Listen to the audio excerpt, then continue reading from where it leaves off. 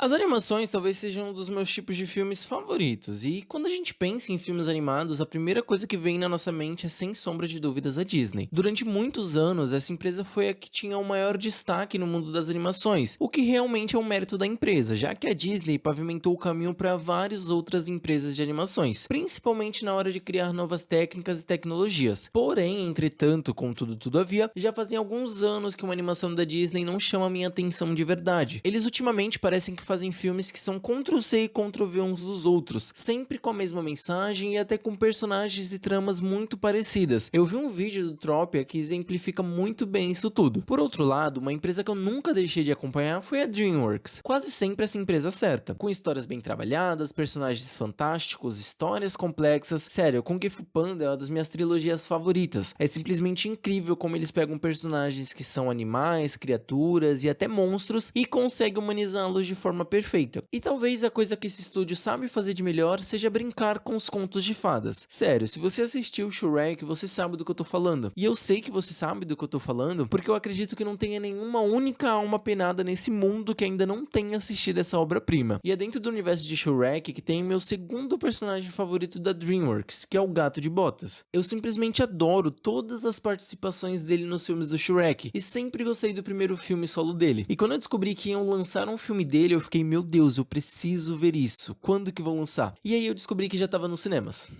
Eu tava bem por fora mesmo. Mas essa semana eu consegui ir no cinema aqui perto da minha casa e simplesmente fiquei maravilhado com tudo que eles fizeram. Realmente esse filme consegue dar aulas, tanto de animação quanto de vida. E é exatamente sobre isso que eu quero falar aqui com vocês hoje. E já pra avisar, esse vídeo aqui ele vai conter alguns spoilers, então assista por sua conta e risco. E já pra começar, não teria coisa melhor pra falar logo de cara do que a animação desse filme. Sério, a animação é simplesmente incrível, principalmente nas cenas de ação. A complexidade de movimentação dos personagens torna tudo muito suave, na minha opinião melhorando muito o estilo de animação do filme Homem-Aranha no Aranhaverso, no qual esse aqui se inspirou, e que pra ser sincero não sou muito fã, apesar de entender a importância desse tipo de animação. E eu sei que é bem injusto comparar esse filme do Gato de Botas com o primeiro, até porque esse foi lançado mais de 10 anos depois, mas é realmente impressionante ver o quanto eles acertaram nessa nova tecnologia, em como as animações evoluíram de forma maravilhosa nesses 10 anos. A minha cena favorita do filme talvez seja que o Gato de Botas luta contra o lobo no bar, justamente por conta dessa nova animação. Eu não sei se esse tipo de animação vai ser o nosso futuro, provavelmente não, mas eu ia adorar se o novo filme de Kung Fu Panda, por exemplo, fosse todo produzido dentro dessa estética. E além da animação ser excelente, a criatividade das cenas também é incrível. A gente tem ângulos de câmeras diferentes, uma trilha sonora que eu curti bastante, transições que são muito boas, principalmente por remeter bastante à época do faroeste, que é um tema que o Gato de Botas sempre lida desde o primeiro filme, e vários outros aspectos, como por exemplo analogias que a animação se propõe a fazer. Muitas pessoas acreditam que por se tratar de uma animação, a coisa tem que ser toda boba, com uma história rasa e que não pode passar disso. Mas Gato de Botas, o Último Desejo, vai contra todos esses preconceitos e faz sua animação ter diversos significados e metáforas incríveis, tanto na sua animação quanto no seu enredo. Por exemplo, no momento em que o Gato de Botas perde a sua espada durante o primeiro encontro com o lobo, é como se ele perdesse sua honra, dignidade e além disso tudo a sua coragem. E durante todo o longo percurso que ele percorre sem ela, a gente pode perceber que ele fica em dúvida, fica dividido, com medo, aflito, mas assim que ele recupera a espada na batalha final, ele realmente volta a ser o Gato de Botas, quase como se a espada fosse uma extensão do corpo dele, uma espécie de projeção do que seria sua coragem. E algo que exemplifica isso são justamente as cenas em que ele luta com o lobo. Na primeira a gente vê a figura assustada do lobo tomando quase que a tela toda, enquanto o Gato de Botas só aparece no reflexo, com um olhar de pavor. Já ao final do filme a coisa fica invertida, com o gato tomando um semblante de coragem e o lobo de preocupação. Então é realmente impressionante a forma em que um filme consegue contar a história de diferentes modos, tanto nas narrativas dos personagens quanto também nas cenas em si. Outra cena que eu posso destacar aqui nesse sentido é aquela em que o Gato de Botas vai para aquele abrigo,